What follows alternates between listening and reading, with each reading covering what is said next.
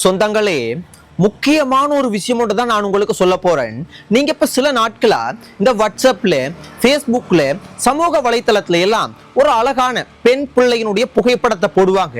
அதுல தொலைபேசி இலக்கத்தையும் போட்டு இப்ப சில நாட்களா, ஒரு கிழமையா, 10 நாளா, ஒரு மாசமா இவங்கள காண இல்ல, நீங்க எங்கேயாவது இவங்களை பார்த்தீங்களா இருந்தீங்கன்னா இந்த தொலைபேசி இலக்கத்தை தொடர்பு கொள்ளுங்கன்னு சொல்லுவாங்க. உண்மையாகவே இளம் பெண் பிள்ளைகள் இலங்கை நாட்டுல காணாம போறாங்களா? அப்படி காணாம போறாங்கண்டா இவங்களை கடத்துறாங்களா, கொலை செய்யறாங்களா, இவங்களுக்கு என்ன நடந்தது? இதனுடைய விஷயம் உங்களுக்கு கடைசி வரைக்கும் தெரியறதுக்கு சந்தர்ப்பம் இல்லை. ஆனா காணாம போயிட்டாங்கன்னு போட்டோ காணொலியெல்லாம் நீங்க பாப்பீங்களோ? இதுக்கு பின்னுக்கு இருக்கக்கூடிய உண்மையை தான் நான் உங்களுக்கு சொல்ல போறேன். கட்டாயம் பெற்றோர்களும் இளம் பெண் பிள்ளைகளும் இந்த காணொலியை கட்டாயம் பாருங்க சொந்தங்களே.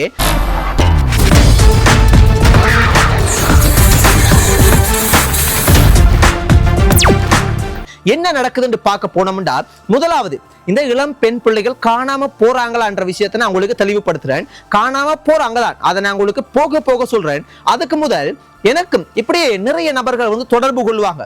அம்மா அப்பான்னு தொடர்பு கொள்வாங்க. சில நபர்கள் அண்ணா தம்பி அக்கா தங்கச்சி, தெரிஞ்சவங்க சொந்தக்காரவங்க தெரியாதவங்க இப்படியெல்லாம் தொடர்பு கொள்வாங்க. தொடர்பு கொண்டு என்ன சொல்லுவாங்கடா சொந்தங்களே, ஒரு புகைப்படம், ஒரு அழகான புகைப்படம் ஒன்று அனுப்புவாங்க. அனுப்பிட்டு, தம்பி இவங்க வந்து என்னுடைய மகள் தான், எங்கட தங்கச்சி தான், எங்கட சொந்தம் தான், எங்கட பக்கத்து வீடு தான், எங்கட ஊர் தான், எங்களுக்கு தெரியாதவங்க கூட சில நேரத்துக்கு சில பேர் சொல்லுவாங்க. சொல்லி என்ன சொல்லுவாங்கடா, இத நீங்க உங்களோட ஃபேஸ்புக்ல, யூடியூப்ல கதைச்சு போடுங்க. ஏன்னு கேட்டா இவங்க ஒரு கிழமையா, 10 நாளா, ஒரு மாசமா காணாம போயிட்டாங்கன்னு சொல்லுவாங்க. அப்ப நான் என்ன கேட்பேன்டா, முதலாவது நீங்க போலீஸ் ஸ்டேஷன்ல கம்ப்ளைண்ட், புகார் கொடுத்துட்டீங்களா இல்லையான்னு நான் கேட்பேன். அதுக்கு அதிகமானவங்க என்ன தெரியுமா சொல்றவங்க, இப்ப ஒரு 10 பேர் தொடர்பு கொள்றாங்கன்னு வைங்களேன், அதுல 9 நபர்கள் இல்லை அப்படின்றதான் சொல்லுவாங்க. நான் உங்களுக்கு எல்லாம் தெளிவா சொல்றேன்னா, ஒருத்தர் 10 பேருக்கு ஒருத்தர் மட்டும்தான் நான் போலீஸ் ஸ்டேஷன்ல புகார் கொடுத்தேன்னுவாங்க. என்ன நடக்குதுண்டா சொந்தங்களே, உண்மையாகவே காணாம போறது, கடத்துறது, கொள்ளையடிக்கிறது, கொலை பண்றது இதெல்லாம் நடக்குது, இல்லை என்று சொல்ல இல்லை. ஆனா அதோட சேர்ந்து 60% இப்படி பித்தலாட்டங்கள் நடக்குது. அதை நான் உங்களுக்கு சொல்லிட்டு, உண்மையாகவே காணாம போறது, கொலை பண்றது, கடத்துறது, இது எல்லாத்தையும் நான் போக போக தெளிவா சொல்றேன். என்னண்டா இப்ப என்ன நடக்குது, நான் இதெல்லாம் தெரிஞ்சு கொண்டதுல, நான் வந்து இதை டீப்பா இறங்கி பார்த்ததுல நான் என்ன புரிஞ்சு கொண்டேன்டா, இப்போ ஒரு உதாரணத்துக்கு நான் வந்து ஒரு கேர்ள் ஒருத்தவங்களை திருமணம் பண்ணி இருக்கிறேன்னு வைங்களேன். என்னுடைய மனைவி என்னோட வாழ்றதுக்கு விருப்பம் இல்லாம யாரோ ஒருத்தவங்களோட ஓடி போயிட்டாங்கண்டா, இப்ப எனக்கு தெரியும் இவங்க ஓடி போயிட்டாங்க அப்படின்னு. அப்ப நான் என்ன செய்யறேன்டால், இல்லண்டா விவாகரத்து, டைவர்ஸ் ஆயிட்டாங்கன்னு வச்சுக்கொள்ளுமே, விவாகரத்து வாங்கிட்டாங்க, இல்லண்டா ஓடி போயிட்டாங்க, ஏதோ ஒன்று நடந்திருக்குண்டா, நான் என்ன செய்யறேன்டா, மனைவியோட கதைச்சி பேசி வாழ்றதுக்கு முயற்சி செய்யறேன். சரி வரலன்றோன்னு எனக்கு தெரியுமா அவங்க பிரிஞ்சு போயிட்டாங்கன்னு. ஆனா நான் என்ன செய்யறேன், இந்த ஃபேஸ்புக்ல வந்து எழுதுறேன். நான் எழுதி சரி வரலன்றோன்னு யாராவது ஒரு யூடியூபரை பிடிச்சி, யாராவது இந்த ஃபேஸ்புக்ல வீடியோ போடுறவங்களை பிடிச்சி இந்த புகைப்படத்தை கொடுத்து, என்னுடைய மனைவி தான் இவங்களை ஒரு கிழமையா காண இல்லை, 10 நாளா காண இல்லை, எப்படியாவது தம்பி இவங்களை கண்டுபிடிச்சு தாங்க, நீங்க பெரிய யூடியூபர் தானே, நீங்க ஃபேஸ்புக்ல பெரிய ஒரு ரீச் ஆனால் தானே, ஃபேமஸ் ஆனால் தானே, இதை போடுங்கப்பா இப்படின்னு சொன்னோன்னே, அவர் உண்மையாகவே மனைவி தானே, அதுக்கான சில ப்ரூஃப்களும் அனுப்புவாங்க தானே. அப்போ உடனே என்ன செய்யறேன்டா, ஃபேஸ்புக்ல, யூடியூப்ல, வாட்ஸ்அப்ல என்னென்ன இருக்குதோ எல்லா சமூக வலைத்தளத்திலையும் கதைச்சி இல்லைண்டா எழுதி போடுறது. அப்ப உண்மையான நோக்கம் என்னண்டா, இப்ப நான் ஒரு மனைவியை திருமணம் பண்ணியிருக்கிறேன்னு பிரிஞ்சு போயிட்டாங்கடா, கோபத்துல அந்த மனைவியை பழி வாங்குறதுக்காக காணாம போயிட்டாங்க அப்படின்ட்டு போடுறது. இப்ப இந்த மனைவி இந்த யூடியூபரையோ இல்லைண்டா என்னையவோ யாரோ ஒருத்தவங்களை போடுறவங்களை தொடர்பு கொண்டு இதெல்லாம் தெளிவுபடுத்துறதுக்கு முதல் சீண்டு போயிடும். அப்ப இப்படியும் நடக்குது. இன்னொன்று என்ன நடக்குதுண்டா, இப்ப நான் ஒரு கேர்ள் ஒருத்தவங்களை திருமணம், டைவர்ஸ் எல்லாம் பண்ணல, ஒரு கேர்ள் ஒருத்தவங்களை லவ் பண்றேன், காதலிக்கிறேன்னு வச்சுக்கொள்ளுங்க. ஆனா அவங்க ஏதோ ஒரு விஷயம் என்னோட வந்து பிடிக்கலன்னு பிரிஞ்சு போயிட்டாங்கன்னு வைங்களேன். அதே விளையாட்டு நான் என்ன பண்றேன் என்றால், அந்த கேர்ள் என்னோட கூட இருந்திருப்பாங்க தானே, லவ் பண்ணும்போது அங்க போயிருப்போம், இங்க போயிருப்போம், போட்டோ எடுத்திருப்போம், எல்லாம் இப்படி எல்லாம் இருந்திருக்கு தானே. அப்ப இதெல்லாம் அனுப்பி, இது என்னுடைய தங்கச்சி தான், நீங்க வந்து இதை எங்கட ஊர் பிள்ளைதான், தெரிஞ்சவங்க தான், காணாம போயிட்டாங்க, என்ன நடந்ததுன்னு தெரியாது, அப்ப இதை இப்படி போடுங்க இப்படின்றது என்னடா, பழி வாங்குறதுக்கு. அப்ப அந்த போடுறவங்களுக்கு நம்புற மாதிரி சொல்லணும்ல, இப்படி அவமானப்படுத்துறதுக்காக வேண்டி இப்படி செய்யறது. இந்த மாதிரி சம்பவங்கள் நடக்குது சொந்தங்களே, கவனமாக இருங்க. அதுக்காக எல்லாமே இது போலதான் இருக்குதான்னு கேட்டா அப்படி இல்லை.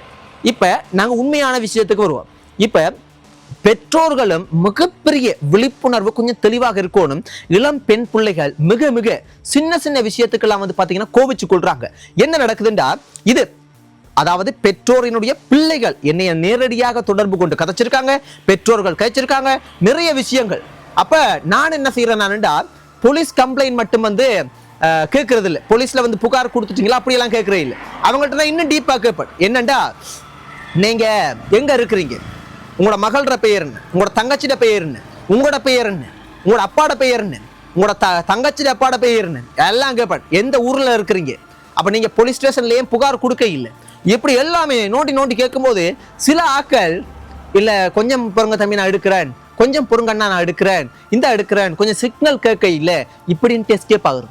என்னண்டா, பித்தலாட்ட கூட்டங்கள் நிறைய இருக்கிறாங்க சொந்தங்களே. இப்ப விஷயத்துக்கு வருவோம். என்னண்டா, பெற்றோர்களோட வந்து இளம் பிள்ளைகள் இருக்கும்போது ஒரு போய் ஒருத்தவங்களை காதலிக்கிறாங்க. காதலிக்கிறது நல்லா தெரியுது, பெற்றோருக்கு தெரியுதோ தெரியலையோ ஓடி போயிட்டாங்க. அவங்களோட பக்கத்து வீடுன்னு வச்சுக்கொள்ளுங்க, பக்கத்து வீடு அந்த போயோட தான் ஓடி போயிட்டாங்கன்னு தெரியுது. ஆனா போலீஸ் ஸ்டேஷன்ல போய் புகார் கொடுத்துருக்க மாட்டாங்க. புகார் கொடுத்தா கூட அவங்க 18 வயசு கடந்துட்டாங்க தானே. அப்ப போலீஸ் வந்து சில ரூல்ஸ் அண்ட் ரெகுலேஷனையும் சொல்லி இருப்பாங்க. ஆனா இவங்க பெற்றோர்கள் சில பேர் என்ன செய்யறா, புகைப்படத்தை போட்டு காணாம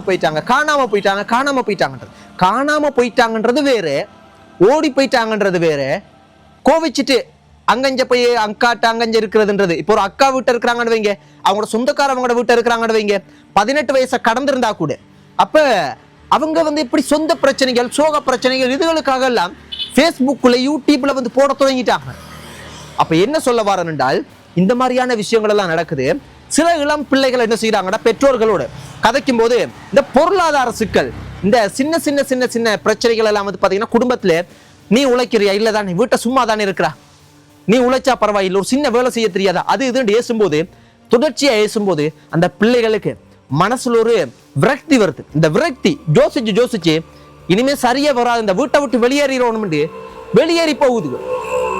ஏதாவது சில நேரம் பெற்றோர்களுக்கு தெரியுது, உடனே ஒரு வீட்டை விட்டு ஒரு பெண் பிள்ளை வெளியேறி போகுதுண்டா உடனே தேடுனா அது அன்பு. ஆனா உடனே தேடுறீல, அது ஏதாவது ஃப்ரெண்ட வீட்டை போவாங்க, அக்காட வீட்டை போகும், சொந்தத்திர வீட்டை போகும், அப்படி நினைச்சிட்டு விடுற. 1 நாள் 2 நாள் 3 நாள் 4 நாள் போனோன்னே ஐயோ காணலையே, தெரிஞ்சவங்களுக்கு எல்லாம் கால் பண்ணி கேட்கறது. அப்ப என்னமோ நடந்துருமோ பயத்துல ஃபேஸ்புக்ல போடுறது, போலீஸ்ல கம்ப்ளைண்ட் கொடுக்கறது. சின்ன சின்ன பிரச்சனைகளா இருந்தா கூட அனுசரிச்சு பிள்ளைகளை அன்பு செலுத்தி போறதுக்கு பெற்றோர்களும் யோசிக்கணும். அதே சமயத்துல பிள்ளைகளும், பெற்றோர்கள் தானே, அம்மா அப்பா தானே, ஏசினா பரவாயில்லைன்னு அனுசரிச்சு போகணும். ஆனா பிள்ளைகளும் அப்படி எல்லாம் இப்ப செய்யறது இல்லை. இது எல்லாத்தையும் கடந்து என்னன்றதை நாங்க பார்க்க போனோம்டா, இன்னொரு இதுக்குள்ள பிரச்சனையும் இருக்குது. இந்த போதைப் பொருள் பாவிச்சு கொண்டு போதைப் பொருளுக்கு அடிமையானவங்க நிறைய பேர் இந்த இளம் பெண் பிள்ளைகளை காதலிச்சு, காதல் என்ற பெயர்ல அந்த மோகத்துக்குள்ள கொண்டு வந்து இழுத்து அவங்கள அப்படியே கல்யாணம் பண்றன்னு கூட்டி கொண்டு போய் 3 மாசமோ 6 மாசமோ நல்லா வாழ்ற அளவுக்கு வாழ்ந்து அனுபவிச்சுட்டு பிரிகிறது. சில பேர் ரெஜிஸ்ட்ரேஷன் பண்ணி பிரிகிறாங்க, சில பேர் ரெஜிஸ்ட்ரேஷன் பண்றே இல்லை, வாழ்க்கை பிரியுது, வயிற்றுல வந்து குழந்தை. இப்படியான மோசமான விஷயங்கள்லாம் இந்த போதைப் பொருள் பாவிக்கக்கூடிய இளம் பெண் பிள்ளைகள் நிறைய பேர்கிட்ட சிக்கப்படுறாங்க. அதன் பிறகு அவங்களுக்கு என்ன செய்யறது, ஏது செய்யறதுன்னு தெரியாம தவறான முடிவெடுக்கிறாங்க. சில பேர் எப்படியாவது இந்த சமுதாயத்துல வந்து வாழ்றாங்க. இப்படியெல்லாம் நடக்குது சொந்தங்களே. பெண் பிள்ளைகளே மிக மிக கவனமாக இருங்க. உங்களால இந்த சமுதாயத்துல வாழ முடியும், உங்களால உழைக்க முடியும். நீங்க நம்புங்க, உங்களை நம்புங்க, தவறான பாதையில போகாதீங்க. ரைட். இப்ப இது எல்லாத்தையும் கடந்து உண்மையா ஆபத்தான மோசமான விஷயம் என்னன்றதை நான் உங்களுக்கு சொல்றேன். என்ன நடந்திருக்குண்டா, இப்ப உண்மையாகவே கடத்துறாங்களான்னு கேட்டா நடக்குது. எப்படின்னா, நான் உங்களுக்கு 2-3 உண்மையான சம்பவத்தை சொல்லிட்டு சொல்றேன். உங்களுக்கு யாழ்ப்பாணத்துல ஞாபகம் இருக்கா, சில மாசத்துக்கு முதல் சங்குப்பட்டி பாலத்துக்கு கீழே நகைக்காக, பணத்துக்காக ஒரு அக்கா ஒருத்தவங்களை ஒரு நபர் வெகனார் கார்ல வந்து கொண்டு போய் கடத்தி அப்படி இப்படின்லாம் நிறைய சிக்கல் இருக்கு, அதுக்குள்ள கொண்டு கொலை செய்து எரிச்சு அந்த சங்குப்பட்டி பாலத்துக்கு கீழே போட்டு நகையை எடுத்து அடகு வச்சிருந்தே அவர் சிக்கிட்டார் கடைசியா. அதே போல மட்டக்களப்புல கிணத்துள்ளுக்கு கொண்டு போட்டிருந்தது. இதெல்லாம் என்னத்துக்கு? நகைக்காக, பணத்துக்காக, அற்ப பணத்துக்காக. அப்ப இந்த நகைகள் போட்டு கொண்டு போன வயசு போன பாட்டிமார்கள் கூட தனியா வீட்டுல இருந்தா அவங்கள தப்பா அவங்கள நடந்து கொள்றது, கொலை பண்றது, நகைகள் அறுக்கிறது, காதோடு அறுக்கிறது, இளம் பெண் பிள்ளைகளை கடத்துறது, நகைக்காக கடத்துறது, கொலை செய்யற இந்த சம்பவங்கள் எல்லாம் நடக்குது. ரெண்டு பக்கத்தையும் உங்களுக்கு சொல்லியிருக்கிறேன் சொந்தங்களே. பெற்றோர்களே, இளம் பெண் பிள்ளைகளே, மிக மிக கவனமாகவும் அவதானமாகவும் இந்த சமுதாயத்துல வாழ்றதுக்கு கற்றுக்கொள்ளுங்க. இல்லைண்டா இந்த உயிரின்ற பெருமதியான உயிர் எந்த நேரமும் எங்கள்கிட்ட இருந்து இல்லாம போகும். ஏனென்றா பணம் என்ற மிகப்பெரிய ஒரு தேவை ஏற்படக்கூடிய, பணம் இல்லைண்டா ஒன்றுமே பண்ண முடியாதுன்ற சமுதாயத்துல வாழ்ந்து கொண்டிருக்கிற பெரிய பெரிய பதவியில் இருக்கக்கூடிய பெரிய பெரிய இடத்துல இருக்கக்கூடியவங்களாம் அப்படியே வீழ்ந்து போறாங்க, இறந்து போறாங்க, கொலை செய்யப்படுறாங்க. கவனமாக இருங்க சொந்தங்களே, இதை தான் சொல்ல முடியும். பிள்ளைகள் அம்மா அப்பாக்களுக்கு மதிச்சு நடங்க. அம்மா அப்பாக்களும் பிள்ளைகள மனசை புரிஞ்சு கொண்டு இந்த சமுதாயத்துக்கு ஏற்ற மாதிரி கொஞ்சம் வாழுங்க. அதை தான் சொல்ல முடியும். நன்றி சொந்தங்களே. இந்த நாள் எனக்கு உங்களுக்கு எல்லோருக்கும் சந்தோஷமான நாள் அமையணும் என்று கடவுளை வேண்டிக் கொள்றேன். குட் நைட், ஸ்வீட் ட்ரீம்ஸ், பாய்.